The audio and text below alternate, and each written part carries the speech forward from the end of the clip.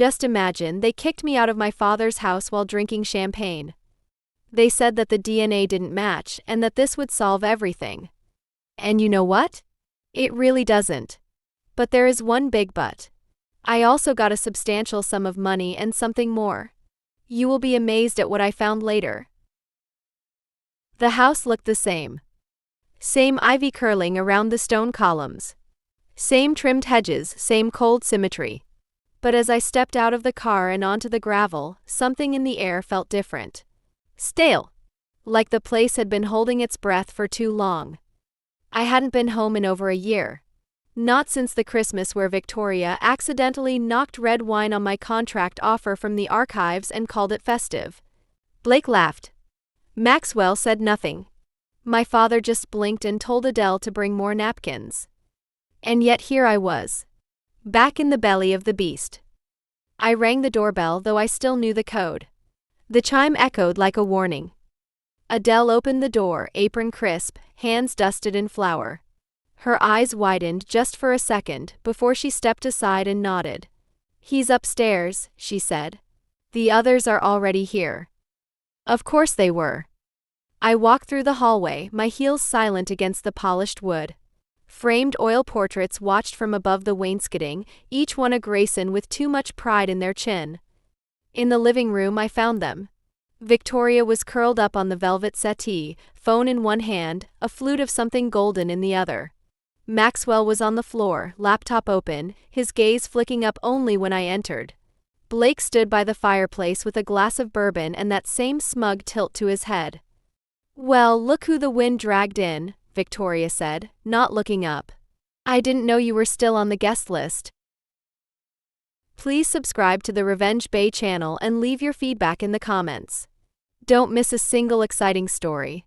Thank you very much, and I will continue. I came for Dad, I said, walking past her without pause. Blake's voice followed me. He asked for you. Personally. Weird, huh? Maxwell snorted. We were all surprised. No one offered a hug. Not even a seat. The last time I stood in this room I had been told I was different. A soft way of saying other. I thought time might have softened them. It hadn't. I climbed the stairs to my father's study. The door was cracked open and inside the machines hummed low and steady.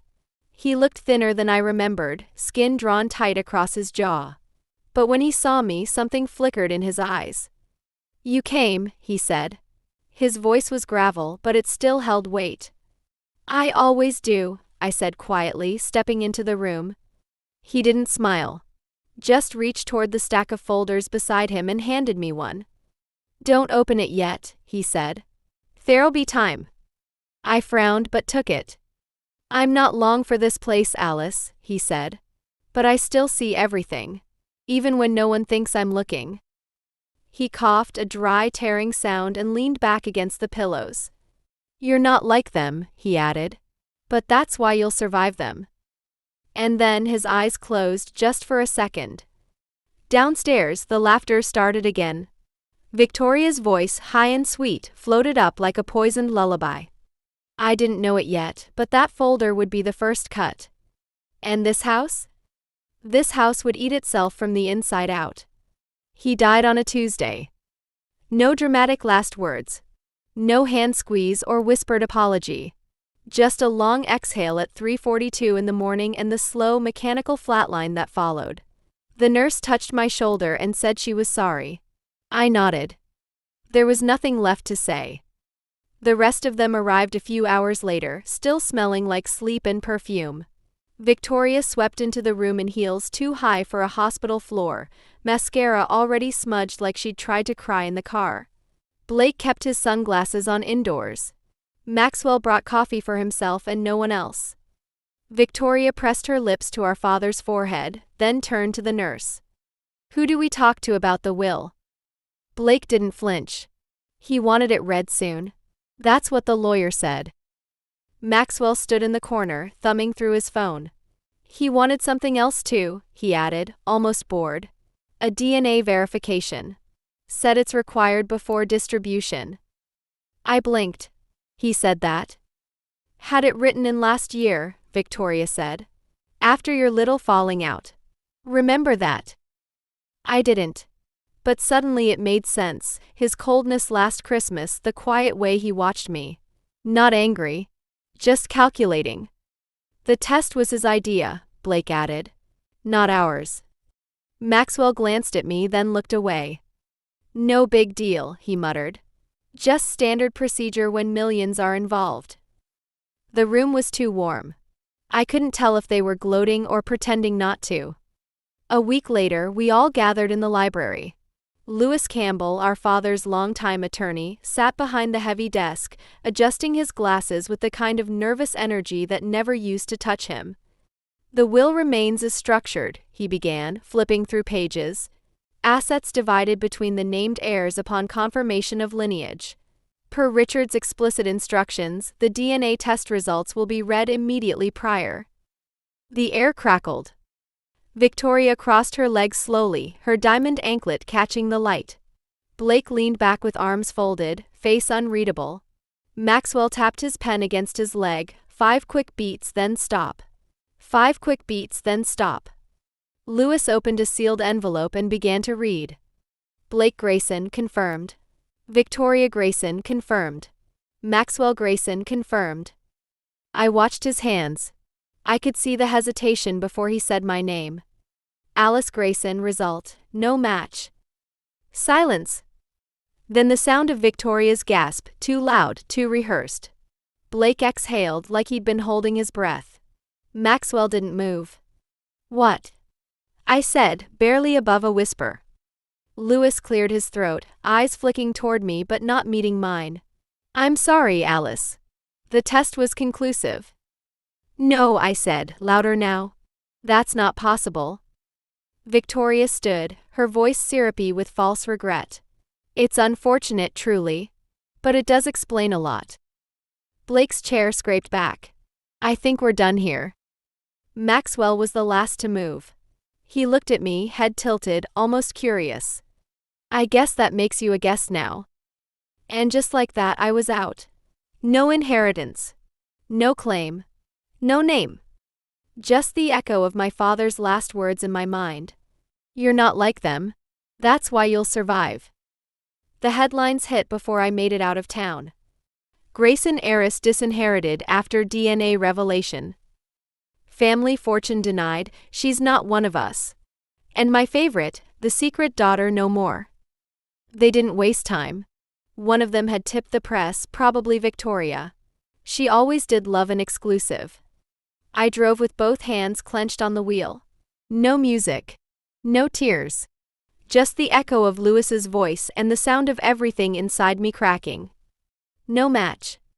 As if I had been a clerical error in my own life. By the time I reached the edge of the city, my phone had 36 unread messages. None of them were from my family. Not even Adele. The housekeeper, the only one who ever looked me in the eye. I pulled into a motel off the highway. The kind with flickering lights and floral curtains that hadn't been washed since the 90s. I paid in cash. Room key. No questions. Inside, I sat on the bed and opened the folder my father had given me. Empty. Just a blank legal pad inside. No documents. No code. Nothing. Except for a folded piece of paper stuck between the pages. The handwriting was his. The truth is always painful. But the real Alice will endure it. Start with what doesn't make sense. The rest will follow. My heart thudded. He hadn't written it like a farewell. It felt more like a dare. I stared at the words until they blurred. The real Alice. What did that even mean? The next morning, I woke to the sound of rain on the window. My phone was still buzzing, emails, news alerts, voicemails from colleagues who had suddenly gone quiet after the news broke. I threw on my coat and headed out. Not home. Not to them. But somewhere else. I drove to St. Bridget's Medical Archives. I still had my ID badge. They hadn't revoked it yet. Inside, the air smelled like paper and antiseptic, comforting in a strange way. I found Dr. Kaplan in the back, sipping terrible coffee from a styrofoam cup. Alice! His eyebrows lifted. I saw the news. Jesus! I need a favor, I said, holding out the letter. And I need it off the record. He read it once, then again. Something in his expression shifted. What are you looking for exactly? I met his eyes. The truth. Something doesn't make sense. He nodded slowly. All right. Let's see where the string leads. It was the first time in days someone looked at me like I wasn't broken. Like I hadn't just been erased. I left the archives with nothing solid, but something had changed. I wasn't just grieving anymore. I was hunting. 3 days after my father's funeral, I walked into a private diagnostics clinic under the name Margaret Voss and asked for a retest. The nurse didn't recognize me. Good. She took a swab, printed a barcode label, and handed me a slip. We'll send results to the email you provided. Should be 3 business days. I nodded. Take your time. Accuracy matters. Outside, I slipped back into my car and checked my notes. Maxwell? He'd been the one to help with the testing. Mentioned the lab like it was just a convenience. But it wasn't some anonymous medical chain, it was Axiom DNA Group, a boutique facility with exactly one owner, Elliot Green. And guess who Maxwell used to co-found a crypto wallet startup with back in college? One Elliot Green. I found a picture online, Maxwell and Elliot, side by side at a launch event in Seattle, drinking champagne and holding up novelty checks. Caption, Brothers in Code. I took a screenshot. Next, I drove out to the only person who had never once lied to me, Adele. She lived in the caretaker's cottage now, tucked behind the east hedgerow, out of sight and out of mind. No one visited her. No one remembered she was still on payroll. She opened the door in slippers, eyes sharp even after all these years. You shouldn't be here, she said. I don't care, I replied. They erased me. She studied me for a moment, then opened the door wider. Inside, the cottage smelled like lavender and lemon oil. Same as it had when I was 10, hiding from Victoria during her etiquette drills. I found a note, I said, sitting at her small kitchen table. He said the truth is painful. But he left me nothing. Just a blank folder and a cryptic line. Adele moved slowly. She reached for the old tin box on top of the fridge, dusted it off, and set it between us. He told me you'd come, she said. He made me promise not to speak unless you asked directly. So here. Inside the box were receipts, slips, and a photo I hadn't seen in years. My father in a lab, mid-laugh, arm around a technician. Not Maxwell's lab. This was older. The tag on his coat said Dr. Nathaniel Frost. The name rang a bell. Then I remembered, Frost Biomedical had been swallowed by Axiom DNA Group 5 years ago. Maxwell didn't just pick the lab. He bought the lie. Adele reached over and slid a yellowed invoice toward me. Your father kept his own samples stored in Frost's private archive. For verification. Just in case. My throat tightened. The test they used, the one that proved I didn't belong, was never compared to his real DNA. I exhaled slowly, my fingers curling around the photo. Maxwell had manipulated the test. And Blake and Victoria had stood by and let it happen. The storm was coming. But this time I wouldn't be standing in the middle of it. I'd be the one turning the wind. I called in a favor. Andrew Smith owed me, back from when I helped him untangle a misfiled inheritance dispute at the county archive. He was a forensic specialist now, mostly did private paternity suits for old money families trying to bury their pasts. Alice, he said, meeting me in the parking lot of an abandoned strip mall outside Oak Ridge. You're not the first Grayson I've heard about this month. I paused. What do you mean?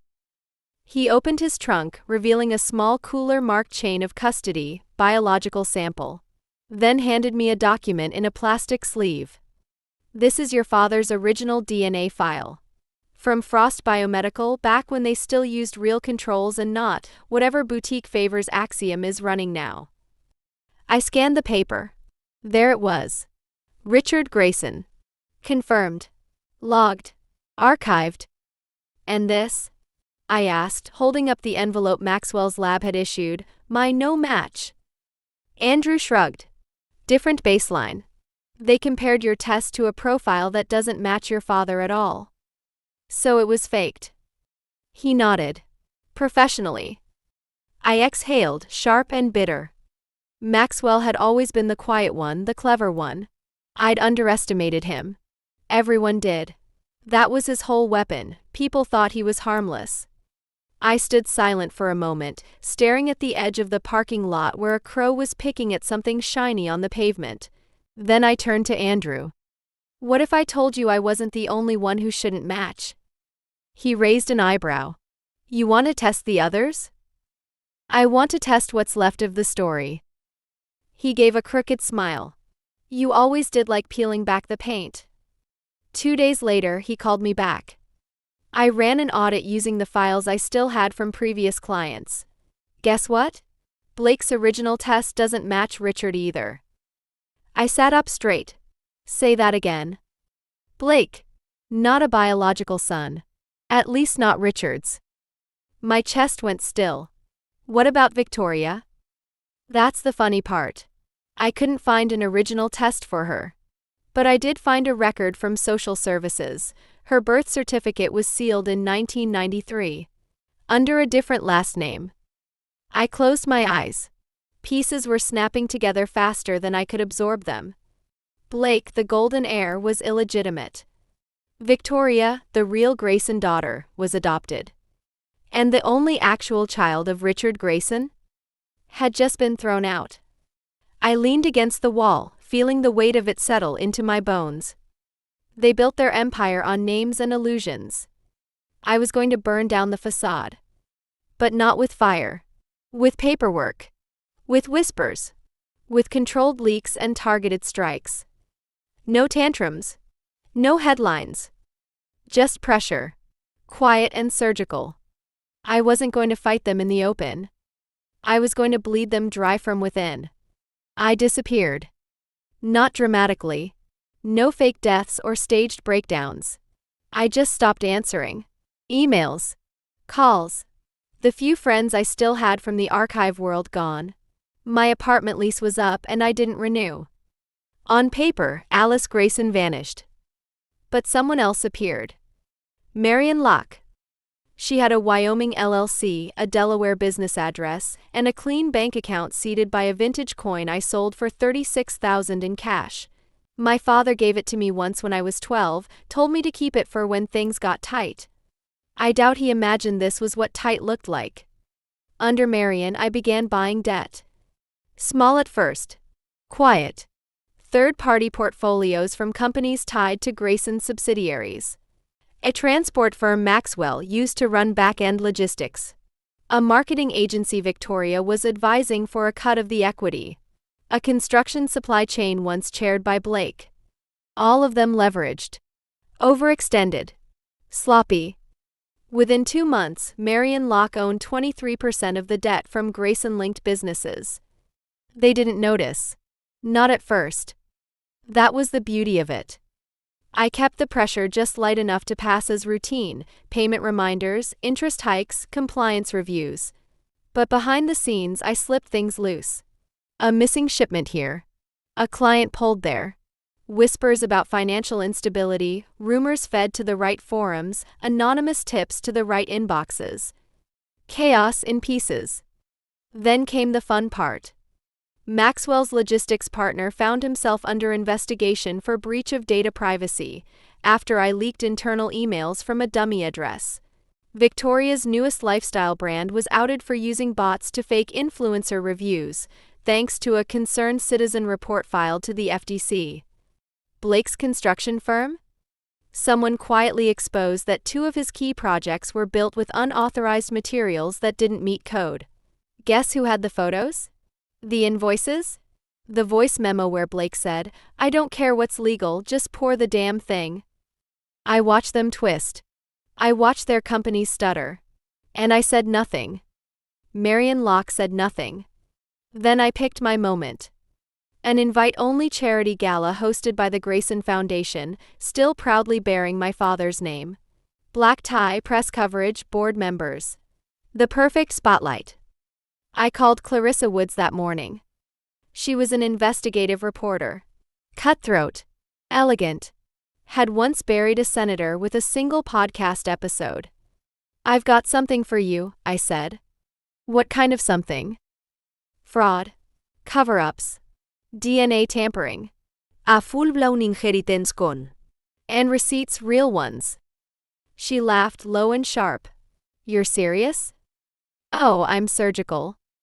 I sent her everything, the real test results, the photos, the receipts, the audio files. The truth wrapped in a velvet bow. And I told her where to be. 10 p.m. Hotel Verona. Foundation Gala. Clarissa didn't ask questions. She just said, "See you there." The ballroom smelled like money. Crystal chandeliers. White orchids. Grayson Foundation banners flanking the stage like royal standards. Waiters in press tuxedos moved like clockwork, carrying flutes of champagne to donors who thought my father's name meant legacy, not betrayal. Victoria was glowing in red satin, her hand hooked into a hedge fund director's arm. Blake, all teeth and fake humility, worked the room like a mayor. Maxwell hovered near the bar, nervously sipping soda in a sea of liquor. They didn't see me. Not at first. I walked in just before the keynote speech, wearing black. Hair up. Minimal makeup. Different enough to pass for someone important but forgettable. Press badge clipped to my blazer. Marion Locke, courtesy of Clarissa. "Stick close," she whispered beside me. And when I nod, hit play. She had a podcast mic tucked under her jacket and her photographer staged near the floral arch. A second cameraman had a hidden live stream already running. The gala began with the usual nonsense. Victoria took the stage, voice syrupy sweet. "My father believed in family above all. We are proud to carry his vision forward." Clarissa turned to me and nodded once. I hit play. The ballroom filled with Richard Grayson's voice. "If you're reading this, then the test was faked. You want to know who my real child is? Look past the names. Blood tells the truth and Alice is mine. The rest? You'll find the files. Nothing stays buried forever." It played from my phone, amplified across Clarissa's live feed, which was already broadcasting to 68,000 listeners. Maxwell's glass slipped from his hand. Shattered. Victoria's smile cracked. Blake stepped forward, shouting something about privacy and defamation, but Clarissa's team was already handing out printed packets. Certified test results. Ownership documents. The photo of Blake and the materials report. Victoria's sealed adoption file. Maxwell's coded transfers to Elliot Green's lab. One woman gasped out loud. A board member stood. "Is this true?" No one answered. Lewis Campbell entered the room from the side, flanked by two people I didn't know, one in a slate gray suit, one with a Trust Council pin on his lapel. He raised a hand. "Ladies and gentlemen," he said calmly, "we have verified the documents. Effective immediately, the Grayson Foundation Board is suspending all authority from Blake, Victoria, and Maxwell Grayson pending investigation." I stepped into the light. This time everyone saw me. Lewis turned to face the crowd. "This is Alice Grayson. Legal heir. Sole biological child of Richard Grayson. And per his amended clause, retained in private trust, she has full discretionary control over any inheritance tied to the Grayson name." The silence was symphonic. Victoria backed away like she'd seen a ghost. Blake's fists were clenched. Maxwell just stood there, blinking. I met their eyes one by one. Then I walked up to the mic. "Your mistake," I said, "was thinking I'd stay invisible." Victoria's voice cracked as she stepped forward. "You think this proves anything? That people will still believe you after all this?" I didn't flinch. "I don't need belief. I have proof." Maxwell shook his head slowly, almost dazed. "You don't understand what you've done." "Oh, I do," I cut in. "I dismantled you with your own secrets. You handed me every weapon." Blake stepped closer, eyes burning. "You think you've won? You really think this makes you stronger than us?" I looked at him. Calm. Precise. "No," I said. It just makes me free. By morning, the headlines had shifted. Grayson Empire implodes amid fraud scandal. Sole heir steps forward with receipts and bloodline. 3 disinherited in one night, justice or betrayal? I didn't give interviews. Clarissa handled the media storm with the grace of a seasoned predator. She knew exactly which threads to pull, which headlines to let breathe. Let the public fall in love with the idea of the forgotten daughter reclaiming her throne.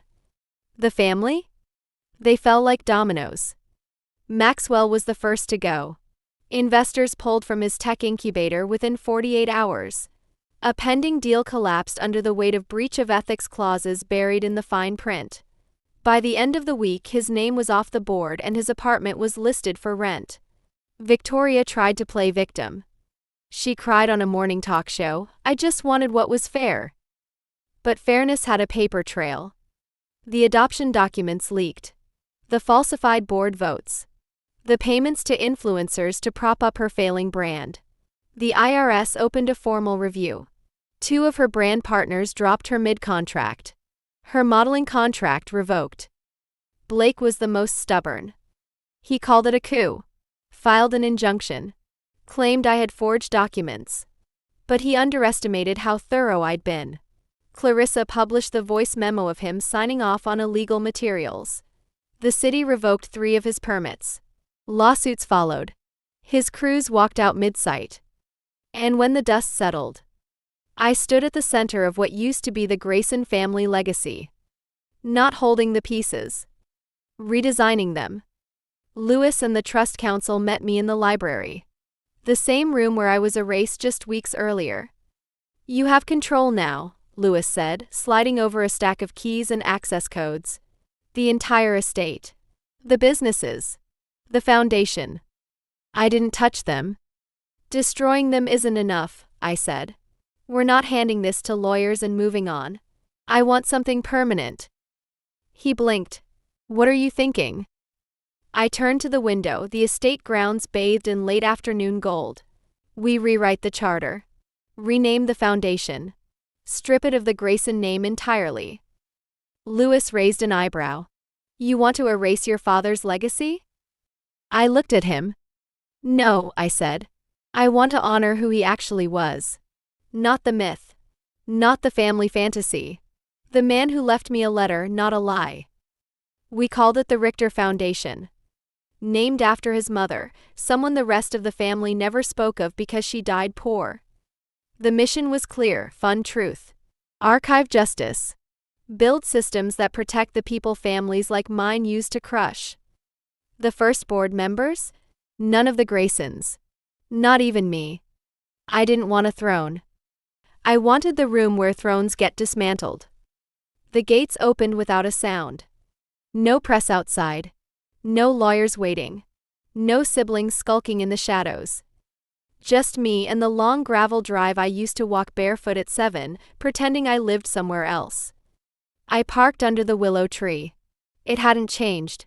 Neither had the chipped fountain or the lopsided garden wall Victoria swore she'd get someone to fix for 10 years straight. The estate looked frozen in time. Only the silence was new. Inside, the house was cleaner. Colder. Someone had wiped away the fingerprints, the noise, the rot. But the walls remembered. I stepped into the study. My father's chair was still there. Leather worn soft at the edges, a single indentation in the arm where he used to tap his ring when he was thinking. The sunlight hit the desk the same way it always had, angled, golden, deliberate. Adele entered quietly, carrying a porcelain cup. "Chamomile," she said. "You used to drink it when you couldn't sleep." I took it, nodded. "Thank you." She hesitated. "You're not staying long, are you?" I shook my head. "Just tonight." The silence stretched, but not unkindly. Upstairs, my old room was just as I left it. Bara walls. No photos. One bookshelf half filled with case law and Russian novels. I opened the window. The evening air rolled in, thick with pine and something else, smoke maybe from a fire on another property. Distant. Harmless. For the first time in months, I didn't feel like I was running. The house was mine. The name. The control. But that wasn't the win. The win was what they couldn't take anymore, my story. My voice. My blood. My silence was no longer currency. Downstairs, I found the old lockbox Adele once hid behind the pantry door. Inside was a folded map of the estate. And under that, a note in my father's hand. They'll never see it coming. But you will. That's always been your gift. I closed the lid. That was the last time I cried for him. I didn't sleep much that night. Just sat on the terrace with a wool blanket and watched the sky shift colors over the horizon. I didn't think about revenge. Or justice. Or legacy. I thought about my mother, whoever she was. About how many people spend their lives trying to be chosen. Named. Claimed. And how rare it is to choose yourself. By morning, I left the house exactly as it was. Lights off. Curtains drawn. Like no one had ever lived there. Because maybe, in a way, no one ever had. The letter came wrapped in a plain brown envelope. No return address. No postmark. Just my name. Not Marion. Not Miss Grayson. Just Alice. In the unmistakable, slanted handwriting I hadn't seen since I was 13, the year my father stopped writing anything by hand. I found it on the passenger seat of my car one morning. I'd parked at the overlook above Raven Hill, where the trees crack open just enough to show the city below, glittering like it's trying too hard to matter. Inside the envelope was a single sheet of paper. Asterisk, if you're reading this, the others know. The vault is real. Under the stone in the greenhouse. You'll know which one. Use it only when it matters. Not to prove something. Not to win. To protect what they'll never understand. R.G. asterisk. I read it twice, then a third time. The greenhouse. It had been locked for years, sealed with rusted chains and a weatherproof tarp. Victoria said it was being remodeled. Blake said it was a mold hazard. Maxwell never said anything at all. I drove back that afternoon alone. The stone wasn't hard to find. Center tile, just behind the half-dead lemon tree. The one Adele once said, refused to die just to spite the family. I pried it open with a crowbar. Beneath it, a fireproof case sealed tight. Inside, documents, ledgers, and a small velvet pouch. The documents were originals. Unredacted files from foundation deals, offshore transfers, and board member kickbacks going back 20 years. Things no journalist had ever touched. The ledgers? Handwritten notes from Richard himself. Observations. Names. Warnings. And the pouch? A ring. Gold worn. Inscribed with a date, July 2, 1992, and 3 letters, EGR. My mother's initials. I never knew her name. He never told me. But now I knew that he remembered. He'd buried the one thing I wanted most in the place they'd never bother to look, beneath something alive, inconvenient, and slowly dying. Just like her memory. I didn't tell the board. I didn't publish it. Not yet. Some truths are for safekeeping. Some wars don't need witnesses. That night I sat on the terrace again, same blanket wrapped around my shoulders, same cold tea in my hand. But this time I wore the ring. Not because it was worth something. But because I was. For the first time in years I didn't feel like a visitor in my own skin. I wasn't invisible. I wasn't their secret. I was my father's last word. And hers. And now I would like to hear your opinion. Who really did wrong in this story? Write your versions in the comments. Do you want your story to be broadcast on the channel? Write it in the comments or send it to me at the email address listed in the channel description. I will definitely voice the most interesting ones.